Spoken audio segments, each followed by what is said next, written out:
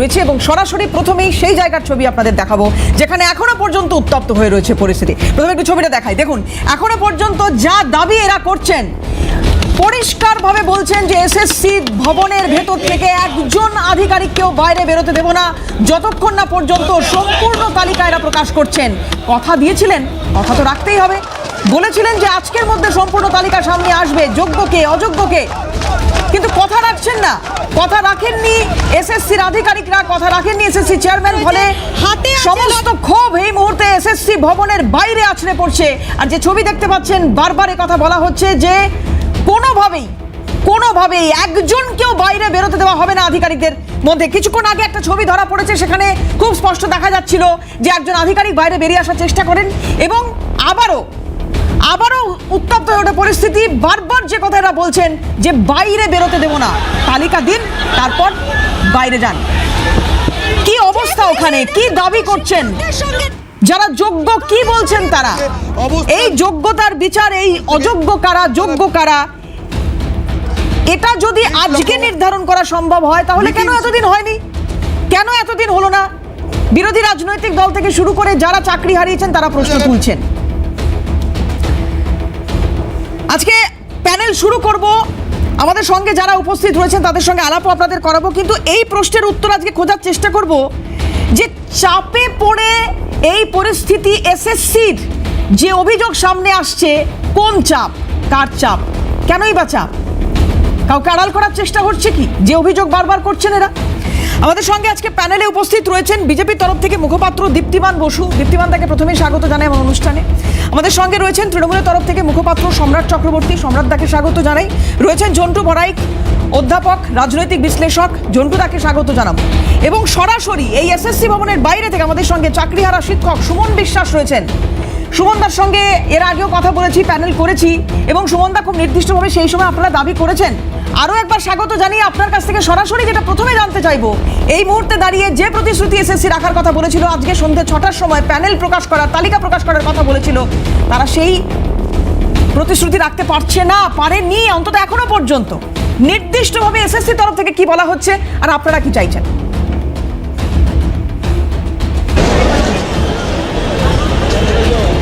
পরিষ্কার বক্তব্য আমাদের।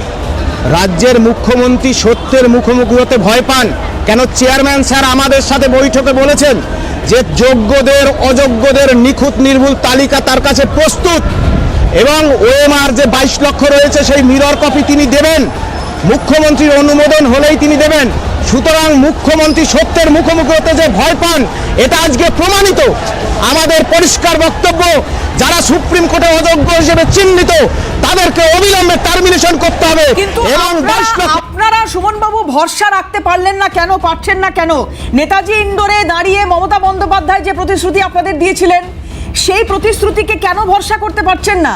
আরেকবার একটু আপনাদের স্মরণ করিয়ে দিই কি বলেছিলেন সেই সময় মমতা বন্দ্যোপাধ্যায় দাঁড়িয়ে।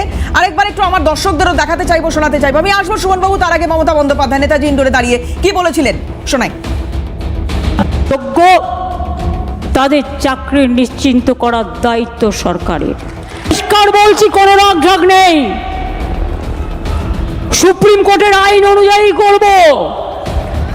কিভাবে করব?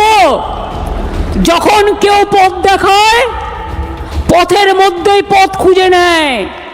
পথে চলতে গেলে গর্ত আসতে পারে, পথে চলতে গেলে কিছু রাস্তা ভাঙা থাকতে পারে, বাট ভাঙা রাস্তা পেরিয়েই মানুষকে এগিয়ে যেতে হয় সফল রাস্তায়। এবং তাই মনে রাখবেন, আমাদের plan A ready, B ready, C ready, D ready and E ready. মনে রাখবেন, এই যোগ্য টিচারদের চাকরি যাতে কোনোভাবে না যায়। যদি বলে তোমাকে 2 মাসে প্রসেস করতে হবে, অল্টারনেটিভ যা করার আমরা করব। এবং সেক্ষেত্রে আপনারা যাতে আবার চাকরি ফিরে পান, তার ব্যবস্থা প্রসেসের মধ্যে দিয়েই 2 মাসের মধ্যেই কমপ্লিট হবে, এবং আপনাদের চাকরি ব্রেক হবে না। কারণ আপনার এক্সপিরিয়েন্স এবং অ্যাডিশনাল কনসেশন আপনারা পাবেন যারা 10 বছর ধরে চাকরি করছে। সরকারের তরফ থেকে প্রতিশ্রুতি রয়েছে, তারপরেও ভরসা রাখা যাচ্ছে না কেন সুমনদা?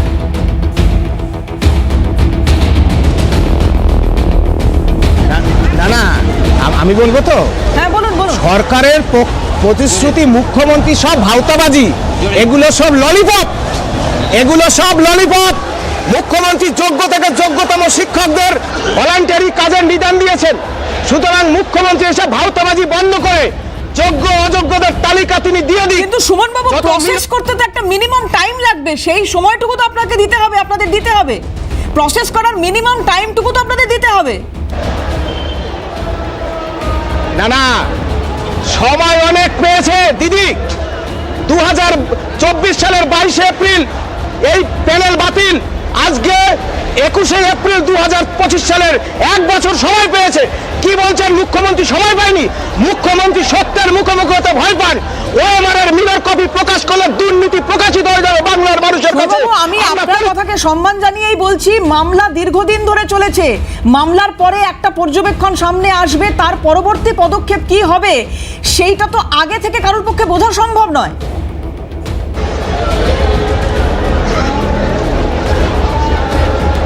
না, নিশ্চয়ই মুখ্যমন্ত্রীর যে সদিচ্ছা নেই আজকেও প্রমাণিত। আজকে বলছে এই যে plan A, plan B, plan C, plan D. কি plan D? Group C, group D দের আলাদা করে দিল। এবং যোগ্য শিক্ষকদের তাদের মধ্যেও 9-10 এর থার্ড ফেজ, 11-12 এর সেকেন্ড ফেজ করে তাদের মধ্যেও ডিভাইড করার চক্রান্তে লিপ্ত মুখ্যমন্ত্রী। এর বিরুদ্ধে আমরা এই আন্দোলনে নেমেছি। সুতরাং মুখ্যমন্ত্রীকে বলে দিন, তিনি পরিষ্কার করুক তিনি কোন পক্ষে আছেন, যোগ্যদের পক্ষে না অযোগ্যদের পক্ষে। আমরা অবস্থানে আছি যোগ্যদের তালিকা নিয়েই আমরা তবে বাড়ি যাব। ওএমআর কপি, মিরর কপিগুলো নিয়েই আমরা বাড়ি যাব।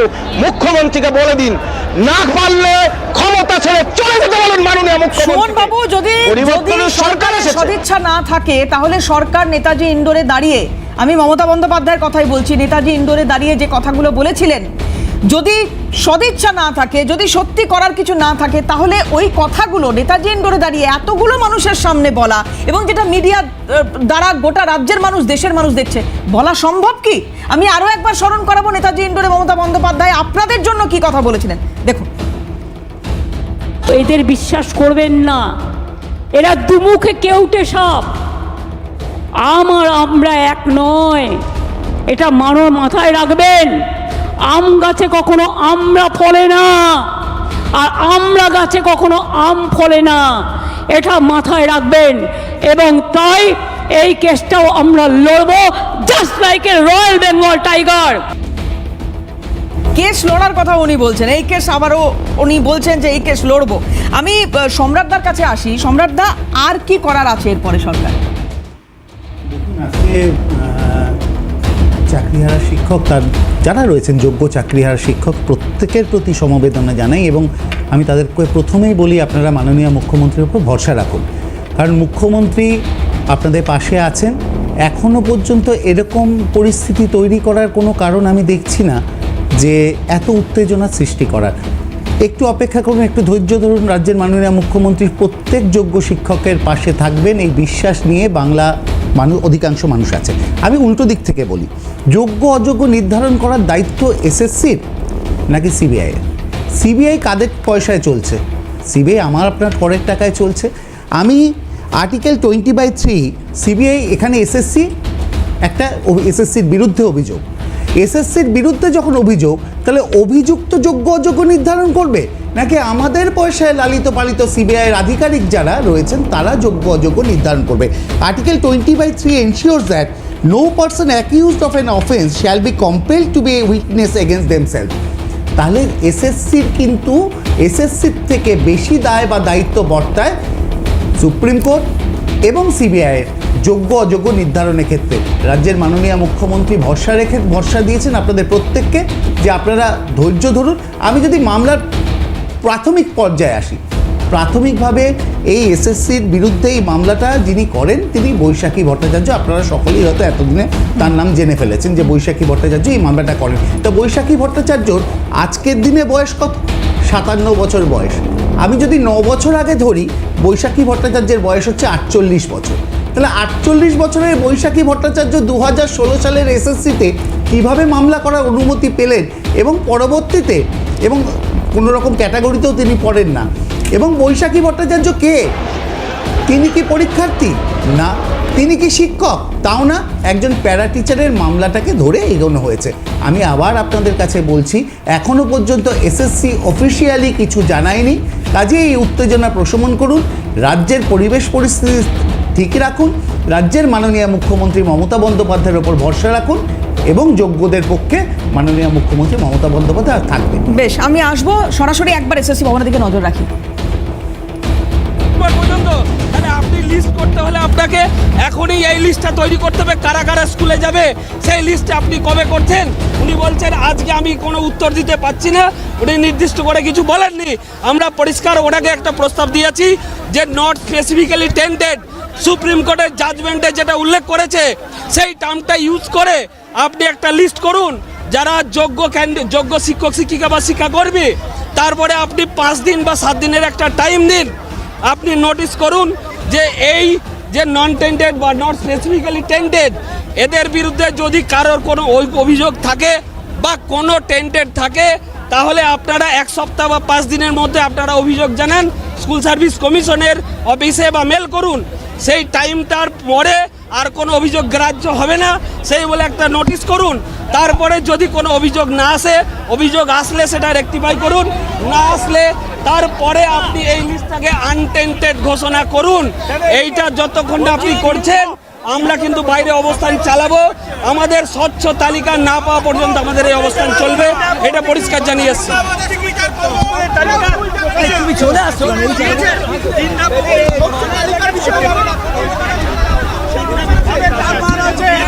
হ্যাঁ,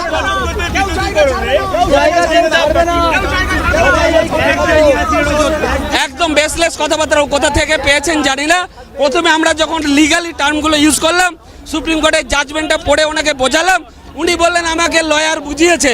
আমরা বললাম কোন লয়ার বুঝিয়েছে? বলছে সেটা বলবো না, দিল্লি থেকে লয়ার বুঝিয়েছে। কিন্তু উনি কোনো উত্তর দিতে পারেননি, কাউন্সিলিংয়ের কোনো প্রসঙ্গ আসেনি। এমনকি হাইকোর্টে সুপ্রিম কোর্টে উনি 8 কাউন্সিলিং পর্যন্ত ডিপেন্ড করেছেন, তার লজিক দেখিয়েছেন, হাইকোর্ট সেটাকে অ্যাকসেপ্ট করেছে, সুপ্রিম কোর্টেও সেই অনুযায়ী 5303 সেই সংখ্যাটা টেন্টেডের তালিকায় ফেলেছে। তাহলে বাকিরা untainted but not specifically tainted. তাহলে উনি এই গল্পটা কোথা থেকে নিয়ে আসছেন জানি না। আমরা পরিষ্কার ষড়যন্ত্র দেখতে পাচ্ছি যে আমাদের এই প্যানেলটা বাতিল হয়েছে, রিভিউতেও যাতে বাতিল হয়, জটিলতা তৈরি হয়, সেই রকম ষড়যন্ত্র তৈরি হচ্ছে এবং সরকার দায়িত্ব জ্ঞানহীনের মতন কাজ করছে। এই শিক্ষক শিক্ষিকা শিক্ষাকর্মী যারা রাস্তায় বসে আছে তাদের জীবন নিয়ে ছিনিমিনি খেলছেন, আগেও খেলেছেন, এখনও সেটা অব্যাহত আছে। আমরা যতক্ষণ না স্বচ্ছ তালিকা পাচ্ছি আমরা এখান থেকে উঠবো না। হলো না কারণ এর মধ্যে কোনো সদিচ্ছা নেই, কমিশনের কোনো দায়িত্ববোধ নেই।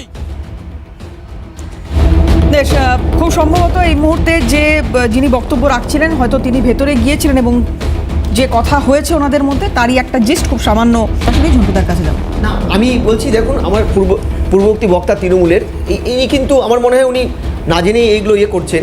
প্রথম কথা, যে পার্শ্ব শিক্ষিকার কথা বলা হলো, তিনি কিন্তু এই আন্দোলনের এই পুরো প্রক্রিয়া, এই যে এত বড় মাপের দুর্নীতি তার সাথে ডিরেক্ট রিলেটেড। কারণ মনে রাখবেন, পার্শ্ব শিক্ষক শিক্ষিকারা কিন্তু 10% রিজার্ভেশন পায় পার্মানেন্ট চাকরির এইসব পরীক্ষাতে, ফলে উনি ডিপ্রাইভ হয়েছেন, তাই রিলেটেড টার্মে উনি অ্যাপ্লাইটা করেছেন, মামলা করেছেন। দ্বিতীয়, ভারতবর্ষের স্বাধীনতার পরে সংবিধান প্রদত্ত রাইটস, আমরা কোনো একটা বিষয়ে যদি মনে করি যে রিলেটেড পার্টি নই, বাট ওখানটা বড় ধরনের দুর্নীতি হয়েছে বা অন্য কিছু অসঙ্গতি হয়েছে, আমরা কিন্তু জনস্বার্থ মামলা করি। দেখবেন অনেক ক্ষেত্রেই রিলেটেড নয়, তারপরেও জনস্বার্থ মামলাগুলো হয়।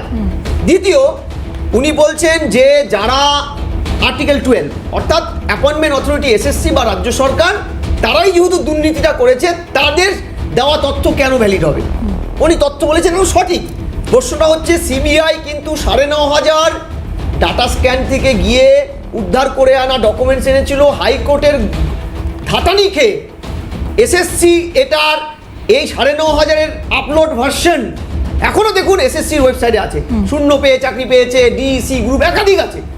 তারপরে পুজোর ঠিক আগে 2 দিন আগে এই 9,500 ক্যান্ডিডেটদেরকে উস্কে দিয়ে ঘুরপথে চ্যালেঞ্জ করা হলো যে 9,500 কপি যাদের তারা ডিনাই করলো এগুলো আমাদের নয়। এসএসসি চেয়ারম্যানকে বারবার ডাকা হয়েছে, চেয়ারম্যানকে বলা হয়েছে আপনি স্বীকার করছেন 9,500-এর বাইরে যারা তারা যোগ্য। উনি বলছেন আমতা আমতাভাবে যে না, আমি ওটাও বলতে পারবো না। আমি বলছি যে আর্টিকেল 12 মতে রাজ্যের সরকার বা তাদের দ্বারা নির্বাচিত অটোনোমাস বডি এসএসসি তো বলবে কারা টেন্টেড, কারা নন টেন্টেড, কারা বৈধ, কারা অবৈধ, যোগ্য কারা, অযোগ্য কারা। সিবিআই তদন্ত করে কিন্তু বের করেছে একটা ডেটা। আপনি ওটাকে চ্যালেঞ্জ করলেন, আপনি ডিনাই করলেন, আপনি 5,500 একটা লিস্ট দিলেন, সেখানে দিলেন আপনি র্যাঙ্ক জাম বা আদার্স যারা অ্যাপ্লাই করেনি, পরেশ অধিকারী মেয়ের মতন তৃণমূল এর তৎকালীন মন্ত্রী, এগুলো বাদ দিলেন, সেটা সেই প্যানেলটা বাতিল হয়ে গেল, ইচ্ছা করে বাতিল করার জন্য দিলেন। কিংবা যাদের চাকরিটা চুরি হয়ে গেছিল, ধর্ণা মঞ্চে আছে, তাদের উকিল 10,750 জনের নাম দিয়েছে, সেটাও চ্যালেঞ্জ হয়েছে। প্রশ্নটা হচ্ছে আপনি একদম লোয়ার আদালতে ফিরে যাও, সেখানে জাস্টিস গাঙ্গুলি ডিরেক্ট রাজ্য সরকারের কাছে প্রস্তাব দিয়েছিল যে 8,000 আপাতত সিবিআই দ্বারা প্রমাণিত 8,000 9,000 এটা মেনে নিন, এটা অযোগ্য মেনে নিয়ে বাদ দিয়ে ব্যাপারটাকে সুস্থ সমাধানে আসুন। আপনি লাস্টতম 16 বার আপনাকে যোগ্য অযোগ্যের সেগ্রিগেশন করতে বলেছিল, আপনারা করেননি। লাস্ট গত 17 তারিখে যোগ্য অযোগ্যের একটা লিস্ট দিয়ে যদি একটা রিভিউ পিটিশন চাইতো দেবারতী, তাহলে হয়তো এই ছেলেপেলেগুলো আজকে ধর্নায় থাকতো না, যোগ্যরা পার্মানেন্ট চাকরি পেত। কি করা হলো? 17 তারিখে রাজ্য সরকার, মমতা ব্যানার্জি বলেছে ওদের চাকরি যাবে না 7 তারিখে, অথচ 3-4 তারিখে তার সরকারি শিক্ষা দপ্তর অর্ডার ইস্যু করে দিল, এসএসসিকে অর্ডার দিল সুপ্রিম কোর্টের নির্দেশ মেনে নতুন প্রসিডিং শুরু করো। এটা দ্বিতীয় 17 তারিখে, অর্থাৎ 10 দিন পরে, মমতা ব্যানার্জি বলার 10 দিনের মাথায় সরকার রিভিউ পিটিশন বা কিউরিটিভ পিটিশন না করে এমএ অ্যাপিল করলো, মডিফিকেশন বললো হুজুর আপনি সব কিছু 3 তারিখে মেনে নিলাম, একটু মডিফিকেশন করুন। এদের প্রসিডিওর করতে গিয়ে শিক্ষা ব্যবস্থা ভেঙে পড়ে যাবে, শিক্ষক নেই আমাদের, রিক্রুটমেন্ট আমরা করিনি, তাই 31শে ডিসেম্বর অব্দি এদের স্টপ গ্যাপ টিচার করুন। স্টপ গ্যাপ টিচার হলফনামা কিন্তু দেয়নি। এই স্টপ গ্যাপ টিচারের ভিত্তিতে মানবিক কারণে মাননীয় সুপ্রিম কোর্ট একটা অর্ডার ইস্যু করলো, জেনে নাও, সেখানে আন্ডারটেকিং নেওয়া হলো রাজ্য সরকার। রাজ্য সরকার বিশ্বাস করেনি সুপ্রিম কোর্ট, ভাষাটা ছিল ভয়ানক, যে 31শে মের মধ্যে আপনারা অ্যাড বের করবেন, আন্ডারটেকিং দিন, 3 পার্টিকে আন্ডারটেকিং দিতে হচ্ছে, না হলে বড় ফাইন করব। তারপরে এই যে 31শে ডিসেম্বর অবধি আপাতত যারা আপাতত বৈধ তাদের চাকরিটা যে আমরা রিনিউয়াল করেছি সেটা বাতিল করব এবং আরও বড় ধরনের স্ট্রং মেজার্স দেব, এই মর্মে আন্ডারটেকিং দিয়েছে। কত বড় লজ্জা একটা সরকারের ক্ষেত্রে। তারপরে ওরা বেরিয়ে এসছে। মনে রাখতে হবে রাজ্যের এই মেশিনারিজগুলো আর্টিকেল 12 সংবিধান অনুযায়ী তারা এই যোগ্য অযোগ্য সেগ্রিগেশন থেকে শুরু করে যাবতীয় করবে। মাননীয় সিবিআই অর্ডার দিয়েছে সেগ্রিগেশন লিস্ট, সেটা না মেনে ঘুরপথে চ্যালেঞ্জ করার দায়িত্বটাও কিন্তু স্টেট গভর্নমেন্ট ঘাড়ে তুলেছিল তৃণমূল কংগ্রেস। এই জায়গায় আজকে এমন অবস্থা যে মাননীয় মাস্টারমশাই আজকে মাস্টারমশাই থেকে মাস্টারদায় চলে এসছে, মাস্টারদা হতে গেছে ওখানটা। এটা কি আমাদের শিক্ষা ব্যবস্থার কাম্য? বাংলার ঐতিহ্যের পরিপন্থী? একটাবার বলুন দেখি, কেন ওরা গিয়ে ছাত্রদের না পড়িয়ে গিয়ে ধর্ণা দিচ্ছে? আমি এইখানটাই একটু আসতে চাইবো, আমি আসবো সম্রাট আপনার কাছে। তার আগে আমি খুব ছোট করে একটু দীপ্তিমানদার কাছে যাব। দীপ্তিমানদা, এক যে ক্রাইসিস একটা তৈরি হওয়ার একটা সম্ভাবনা বা আশঙ্কা তৈরি হচ্ছে, যদি এই সুমনদারা যে কথা অলরেডি বলেও দিয়েছেন যে আমরা যাব না ততক্ষণ যতক্ষণ না তালিকা হচ্ছে, মানে স্কুলগুলোতে যাব না, ক্লাস হবে না, বাচ্চারা কি করবে, এই একটা করে একাডেমিক ইয়ার যদি নষ্ট হয়, এর মানে এই সার্বিকভাবে দায়, মানে আমি বুঝতে পারছি না যে এই যে একটা অদ্ভুত পরিস্থিতি তৈরি হয়ে আছে এই মুহূর্তে রাজ্যে, দায় কে নেবে আমি জানি না। কিন্তু কথা হচ্ছে যে সুমনদারা যারা রাস্তায় বসে রয়েছে তাদের ভবিষ্যৎ এবং তাদের দ্বারা যে সমাজটা গড়ত বা গড়ার কথা, সেই সমাজটার ভবিষ্যৎ কি হবে দীপ্তিমানদা? আমি এই কারণে আপনার কাছে আরও জানতে চাইছি দীপ্তিমানদা, কারণ বিজেপি মুখপাত্রের পাশাপাশি আপনার আরও একটা পরিচয় রয়েছে, আপনি একজন সমাজকর্মী এবং একজন কবি। আমি সেই চোখেও আপনার ব্যাখ্যা চাইব। দেবারতী, রাজ্যে যেটা চলছে অত্যন্ত দুঃখের। এখন এই যে বলছিলেন না যে কে দায়িত্ব নেবে, দায়িত্ব তো রাজ্য সরকারকেই নিতে হবে, কারণ রাজ্য সরকারই এর পুরোটার অথরিটি রাজ্য সরকার। আমি প্রথমেই এই আমার যে কথা সেটা শুরু করার আগে মুখ্যমন্ত্রী মমতা বন্দ্যোপাধ্যায় একটা বক্তব্য রাখছিলেন যে আমাদের plan A, plan B, plan C, plan D অবধি গেছেন, ভাগ্যিস ইতে যাননি। আসলে এই রাজ্য সরকার প্ল্যান ইটা খুঁজছে। ই মানে হচ্ছে এক্সিট পয়েন্ট খুঁজছে, যে এই জায়গা থেকে কিভাবে বেরিয়ে যাবে সবাইকে চোখে ধুলো দিয়ে। আমি আরেকটু মনে করিয়ে দিতে চাই, 2019 সালে একটা দীর্ঘ কয়েকদিনের অবস্থান চলছিল কলকাতা প্রেস ক্লাবের সামনে। সেই কলকাতা প্রেস ক্লাবের সামনে আমার মনে আছে আমি সেদিনকে সেই অবস্থানে উপস্থিত ছিলাম। সহমর্মিতা দেখিয়ে আন্দোলনের প্রতি। সেইখানে মুখ্যমন্ত্রী গেছিলেন, মুখ্যমন্ত্রী গিয়ে সম্পূর্ণ এই অবস্থানকারীদের পাশে দাঁড়িয়ে ঘোষণা করেছিলেন যে আমি তোমাদের আশ্বাস দিচ্ছি 2019 সালের লোকসভা ভোট এই জন্য আমি এখন নিয়োগ করতে পারবো না, এরপরে 2019 সালের লোকসভা ভোট হয়ে যাওয়ার পরে আমি তোমাদেরকে নিয়োগ দেব। কিন্তু এখনও অবধি 2019-এর সেই ঘোষণা, মমতা বন্দ্যোপাধ্যায়ের পাশে দাঁড়িয়ে সেই ঘোষণা করার পর অবস্থানকারীরা সেখান থেকে অবস্থান উঠিয়ে নেন, কিন্তু 2019 থেকে 2025 অবধি আজ পর্যন্ত একজনও মানে কোনো কর্মী কিন্তু ওই ক্ষেত্রে নিয়োগ হয়নি। এখন এই যে বিষয়ে যে জায়গায় এসে আজকের দিনে স্কুল শিক্ষা দাঁড়িয়েছে সেটা ভয়ঙ্কর। আমি তো শুধু স্কুল শিক্ষার কথা বলবো না, কলেজ শিক্ষাগুলো কেন, মানে কলেজের শিক্ষাকেন্দ্রগুলো কেন নষ্ট হয়েছে, কলেজগুলো কেন নষ্ট হয়েছে, তার পিছনে রাজনীতির কি 2011 থেকে 2025-এর এই 14 বছরের সুদীর্ঘ রাজনীতির কি ফলাফল, সেগুলো কম বেশি আমরা সবাই জানি। কিন্তু যেভাবে প্রাথমিক স্তরের শিক্ষা ব্যবস্থাটা পশ্চিমবঙ্গে নষ্ট হয়ে গেছে, আরও নষ্ট হতে চলেছে, এই যে 30,000-এর কাছাকাছি প্রাথমিক শিক্ষক, যেটা অনেকে বলছে আবার 30,000 নয়, এটা প্রায় 60,000-এর কাছাকাছি প্রাথমিক শিক্ষক যাদের চাকরি যেতে বসেছে বা মানে যেতে চলেছে এরপরের মানে কোর্টের যে ভার্ডিক্ট হবে সেই অনুযায়ী, যে আশঙ্কা প্রকাশ করছেন বিভিন্ন মানুষেরা, সেইটা হলে এই পশ্চিমবঙ্গের কী অবস্থা হবে। পশ্চিমবঙ্গ যে কিনা শিক্ষা, শিল্প সমস্ত সূচকে একসময় ভারতবর্ষের মধ্যে প্রধান ছিল, 2034 বছরের সিপিএমের রাজত্বের পর মমতা বন্দ্যোপাধ্যায়কে আনার পর মানুষ স্বস্তির নিঃশ্বাস ফেলেছিলেন যে আমাদের এখানে এই সূচকগুলো কেন্দ্রীয় সরকারের বিভিন্ন প্রশংসার ভাগীদার, দাবিদার রাজ্য বিভিন্ন প্রকল্পের ক্ষেত্রে আমরা দেখি। দেখো, শিল্প নিয়ে আমি জানি না আজকের দিনে আলোচনা হবে কিনা, হলে অনেক কিছু বলার আছে। আসবো আমরা পরবর্তী ক্ষেত্রে। কেন্দ্র সরকার কিভাবে কেন বিভিন্ন ক্ষেত্রে প্রশংসাসূচক বাক্য দেন, তার পিছনে সুনির্দিষ্ট কিছু কারণ আছে, এর পিছনে কিছু রিপোর্টিং আছে।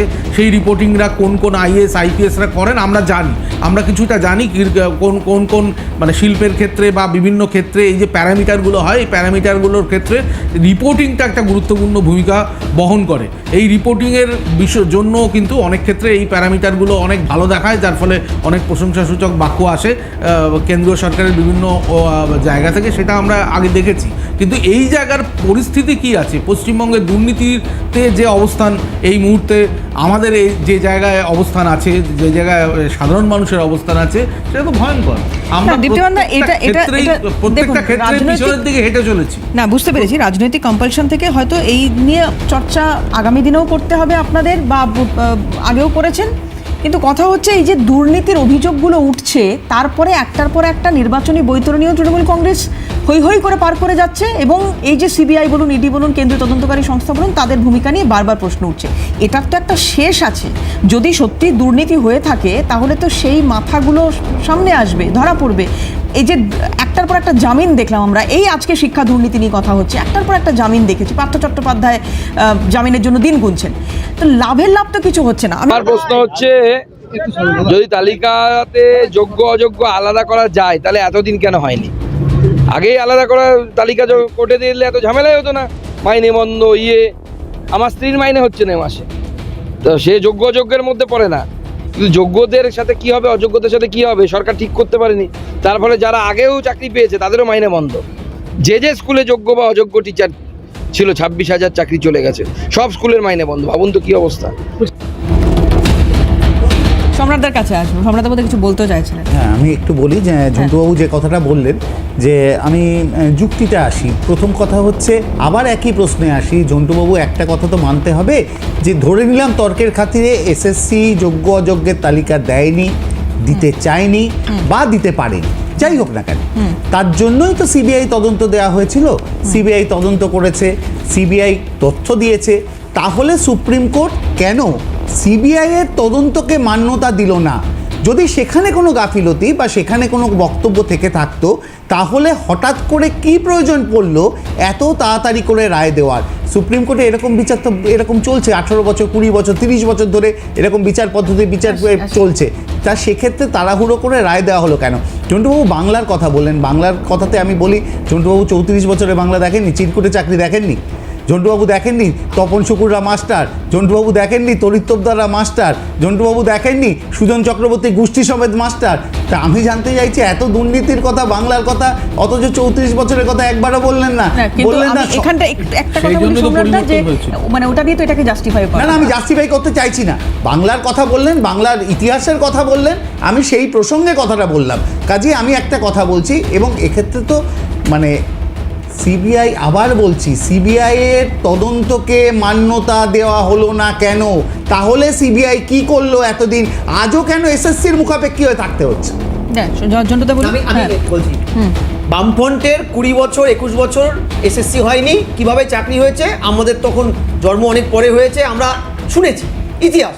কিন্তু এটা বলছেন না কেন, বামফ্রন্ট তো শেষ 10 বছর এসএসসি করে বহু শত শত ছেলে মেয়ে চাকরি দিয়েছে, যার শিক্ষক নেতা আপনার দলকে সমৃদ্ধ করে, সেটা নিয়ে প্রশ্ন ওঠেনি। আপনার ক্যাগ রিপোর্ট বলছে 2009 ক্ষেত্রে ক্যাগ রিপোর্ট বলছে। আপনারা কিচ্ছু করতে পারেননি, ক্যাগ রিপোর্টের পরে একজন ক্রিমিনাল ধরতে পারেননি। আমি বামফ্রন্টের প্রতিনিধি নই, যদি হয় তাকে আপনারা করুন, কিন্তু প্রশ্নটা হচ্ছে আপনারা বেছে বেছে ইউপি, বিহার, বামফ্রন্টের সমস্ত বাজে কাজগুলোকে উদাহরণ তুলে আনেন কেন? পরিবর্তন তো আমরা করেছিলাম প্রথম।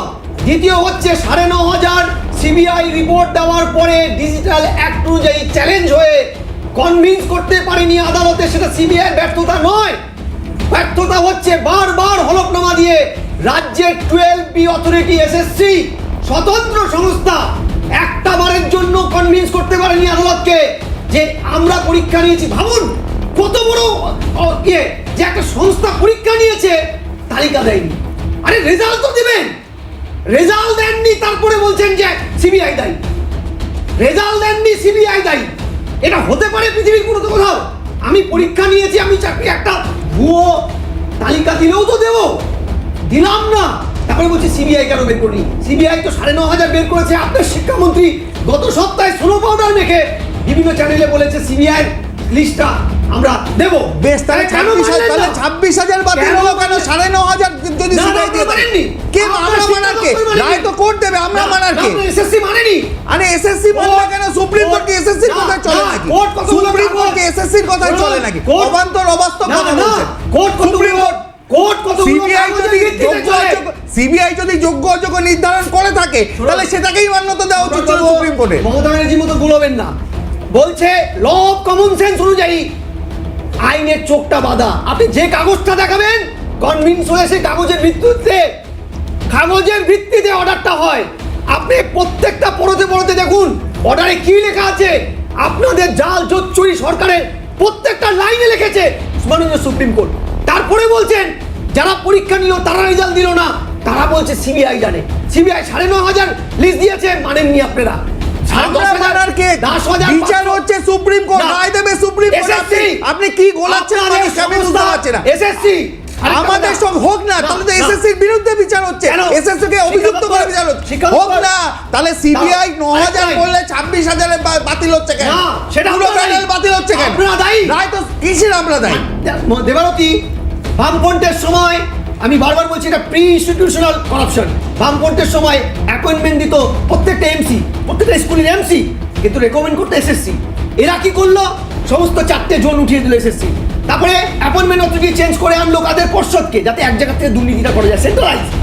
তাহলে appointment authority board direct Paschimbanga সরকার চালিত, তারা কাদের অ্যাপয়েন্টমেন্ট দিল? বলা হচ্ছে এসএসসি বলছে আমরা রেকমেন্ডই করিনি, তাকে অ্যাপয়েন্টমেন্ট দিয়ে দিয়েছে। কেন? বাক কমিটি রিপোর্ট কি বলেছিল? মুখ্যমন্ত্রীর নেতৃত্বে, মুখ্যমন্ত্রীর অর্ডারে 1 সদস্যের যে কমিটিটা অ্যাপয়েন্টমেন্ট দিতে চেয়েছিল পার্থ চ্যাটার্জি, সেটা বেআইনি। তাই কেন ওয়াই মুখ্যমন্ত্রী বা পার্থ চ্যাটার্জিকে যাচ্ছেন কেন? আপনি এই জায়গায় আসুন। একটাই পয়েন্ট, যোগ্য অযোগ্য নির্ধারণ করার দায়িত্ব তো হাইকোর্ট সিবিআই কে দিয়েছিল। আমি একটু থামাই, ঝন্টুদা আমি আসবো। একটু সুমনদার কাছে যাই, সুমনদার মধ্যে কিছু বলারও রয়েছে। এসএসসির গাফিলতির জায়গাগুলো, সুমনদা আমি আরো একবার একটু আপনার কাছে জানতে চাইবো, এসএসসির গাফিলতির জায়গাগুলো 1, আর 2 হচ্ছে সিবিআই তদন্তের উপর আপনাদের কতটা ভরসা ছিল বা আছে?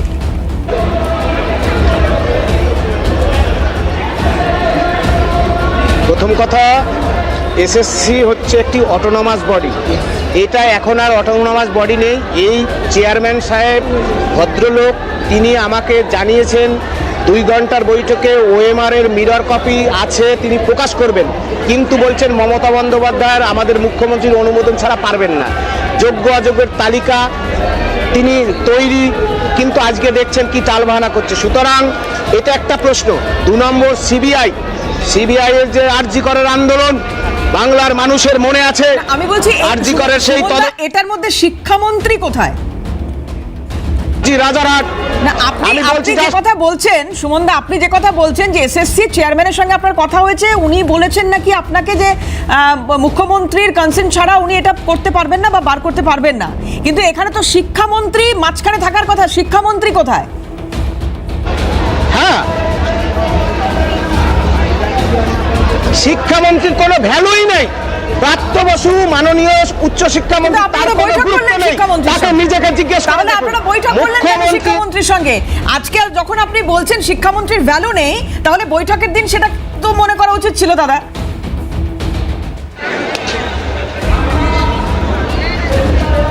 বৈঠকে ললিপপ দেখিয়েছে। ললিপপ যারা গেছিল তারা এখনই বলছে, আমরা দিদি বলছি 2 কোটি টাকা চাই না, আমার হকের চাকরি চাই, আমাদের ওএমআর যে মিরর কপিগুলো রয়েছে সেইগুলো চাই। সিবিআই কেন আমাদের সহযোগিতা করছে না?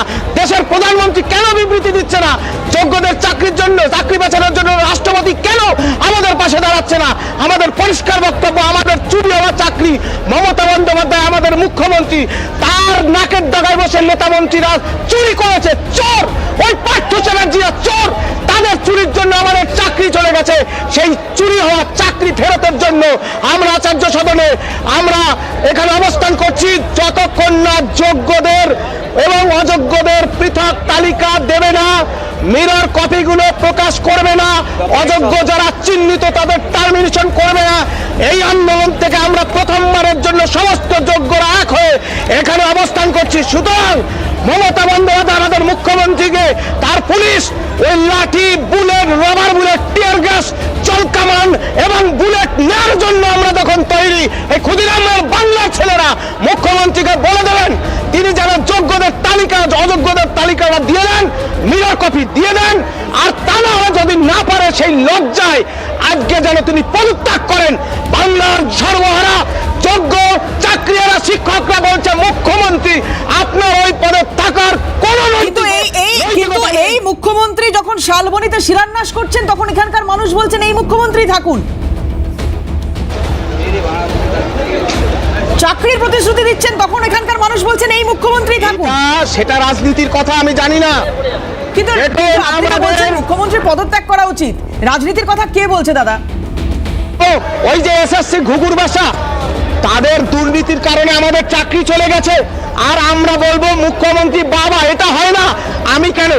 যে কোনো যোগ্য চাকরিহারাদের জিজ্ঞেস করুন কি চলছে, তারা সন্তান সন্ততি বৃদ্ধ বাবা মা সবাইকে ফেলে কেন তারা রাস্তায়? যোগ্য হকের মেধায় পাওয়া চাকরি ফিরে পাওয়ার লড়াই তারা লড়ছে। আপনাদের প্রতি সমবেদনা, আপনাদের এই আন্দোলন, তার পাশে আমরা আছি। আপনাদের প্রতি যথেষ্ট সমবেদনা আমাদের আছে। সত্যি কথাই যেভাবে আপনারা রাস্তায় রয়েছেন সেটা আপনাদের করার কথা নয়, আপনাদের কাছে থাকার কথা, সমাজ গড়ার কথা।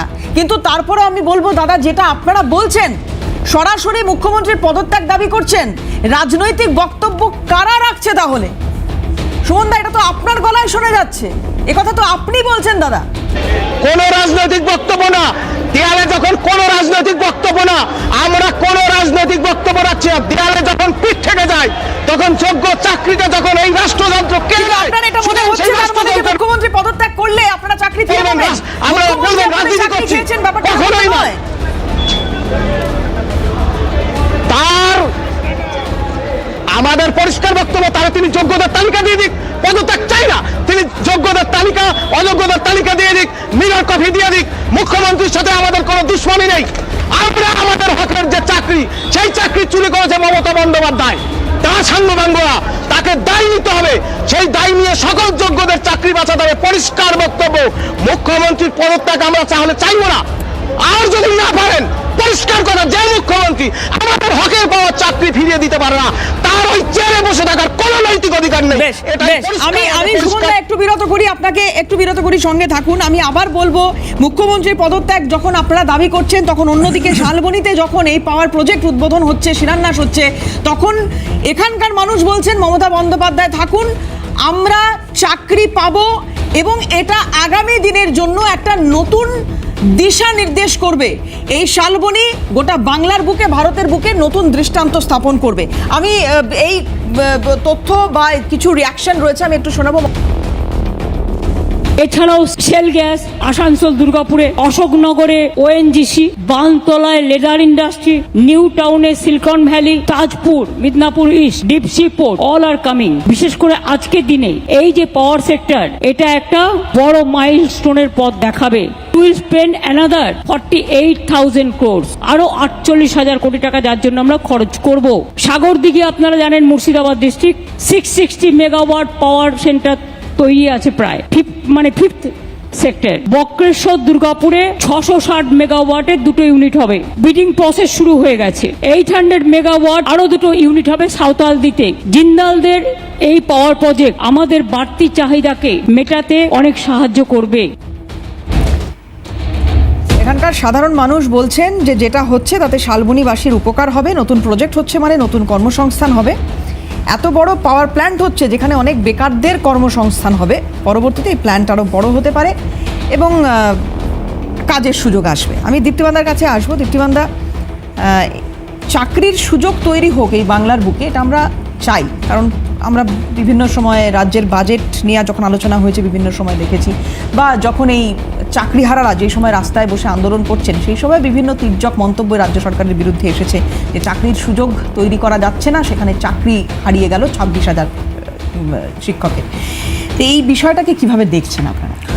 না, আজকে এই অনুষ্ঠানে আসবার আগে অবধি আমার ধারণা ছিল যে মমতা বন্দ্যোপাধ্যায়, সৌরভ গঙ্গোপাধ্যায় যেখানে যাচ্ছেন সেখানে সম্ভবত ইস্পাত শিল্পের কিছু একটা হবে। তো এই প্রোগ্রামে আসার জন্য আমি যখন একটুখানি পড়াশুনো করার চেষ্টা করছিলাম তখন দেখলাম সেখানে তাপবিদ্যুৎ কেন্দ্র হচ্ছে। তা আমার ধারণা ছিল যে 2 বছর আগে স্পেনে বসে প্রতিশ্রুতি দেওয়া সৌরভ গঙ্গোপাধ্যায় বোধহয় লৌহ কারখানাটা করবেন। যাই হোক, যা হয়নি দেখে আমার একটু দুঃখই লাগলো। এখন বিষয় হচ্ছে যে তাপবিদ্যুৎ কেন্দ্র করে হবেটা কি, যেখানে সারা ভারতবর্ষ তথা পৃথিবী গ্রিন এনার্জির উপর জোর দিচ্ছে, যেখানে সারা ভারতবর্ষ সৌর বিদ্যুৎ নিয়ে ভাবছে, সৌর বিদ্যুতের সাবসিডি দিচ্ছে। আমাদের এখানে তো সাবসিডিটাই অনেক পরে এসছে সৌর বিদ্যুৎ নিয়ে, যার ফলে পশ্চিমবঙ্গে সৌর বিদ্যুৎ দিয়ে কিছু কাজই হয়নি। আমি একটা সাধারণ উদাহরণ দেবো।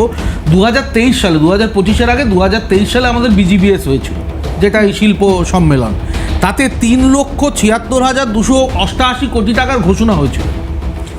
আর আজ পর্যন্ত 2023 থেকে 2025 অবধি বিনিয়োগ হয়েছে মাত্র 10,510 কোটি টাকা।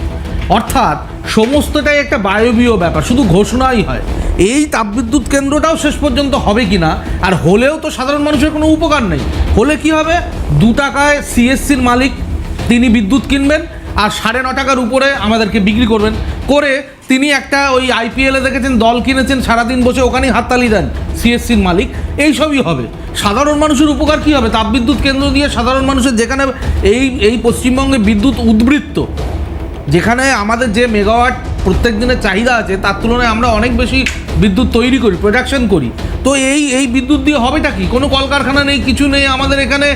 এই তাপবিদ্যুৎ কেন্দ্র করে হবে কি? সময় কথা বলা হয়েছিল যে সেই সময় অনুসারী শিল্প বেশ কিছু হবে, তো এক্ষেত্রে সেটা হবে না। তাপবিদ্যুতের অনুসারী শিল্প কি হবে? খুব বেশি হওয়ার কিছু নেই। উনি বলছেন 15,000 নাকি ওখানে কর্মসংস্থান হবে। তাপবিদ্যুৎ কেন্দ্রে 15,000 কর্মসংস্থান হয় নাকি? কোনো ওখানে যে লেভেলের তাপবিদ্যুৎ কারখানা হচ্ছে 15,000 কর্মসংস্থান হবে না। এখন অনেক বেশি অটোমেটিক হয়ে গেছে, অনেক বেশি অটোমেটিক হয়ে গেছে। আমি জানি না যে উনি কোন তথ্যের ওপর বলছেন। আমি অনেকটা ব্যঙ্গাত্মক ভঙ্গিতে পশ্চিমবঙ্গের শিল্পে মমতা বন্দ্যোপাধ্যায় যে যুগান্তকারী সৃষ্টি তৈরি করতে চলেছেন। দেখুন, বাংলা সবসময় শিল্পবান্ধব পরিবেশ। 4 সদাগরের আমল থেকে যদি আমরা দেখি যে বাংলার বাণিজ্য একটা অন্য মাত্রায় ছিল। পরবর্তীকালে ইস্ট ইন্ডিয়া কোম্পানি কলকাতার নগরপত্তন করেন, সেক্ষেত্রে বাংলার মানচিত্র আলাদা জায়গা নিয়েছিল এবং কলকাতার পত্তন হয়েছিল।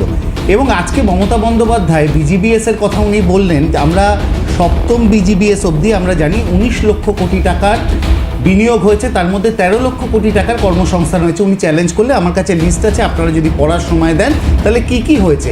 আমি ওনার কাছে প্রশ্ন করি যে আজকে দাদা একটা সেকেন্ড আপনাকে আমি আটকাচ্ছি না, আমি শুধু একটা তথ্য দিলাম। 19 লক্ষ টাকা কোথায় হয়েছে?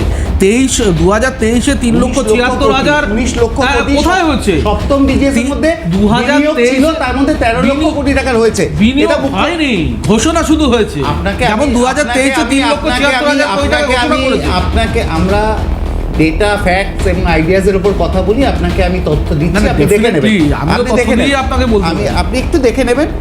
এবং ঘটনাচক্রে একটা জিনিস তো মানবেন, 34 বছরে রাজ্যটার শিল্পবান্ধব পরিবেশটাই নষ্ট হয়ে গেছিল। আজকে দাঁড়িয়ে আপনাদের সেন্ট্রালের রেকর্ড অনুযায়ী, রিপোর্ট অনুযায়ী ইপিএফ বলছে 4র্থ স্থানে রয়েছে শ্রম দিবস সৃষ্টির ক্ষেত্রে পশ্চিমবঙ্গ। আজকে সেন্ট্রালের কর্পোরেট অ্যাফেয়ার্সের রিপোর্ট অনুযায়ী কর্পোরেট অ্যাফেয়ার্সে বাংলা 3 থেকে 4 নম্বর স্থানে রয়েছে। আজকে বেসরকারি কর্মচারীদের কর্মসংস্থানের ক্ষেত্রে আমরা 3 নম্বরে রয়েছি। আজকে যে দারিদ্র সীমার ওপরে 1,76,00,000 মানুষকে বাংলা তুলেছে, এবং জিডিপির গ্রোথ যদি আমরা দেখি তাহলে সেখানে 3.93% পশ্চিমবঙ্গের বেড়েছে।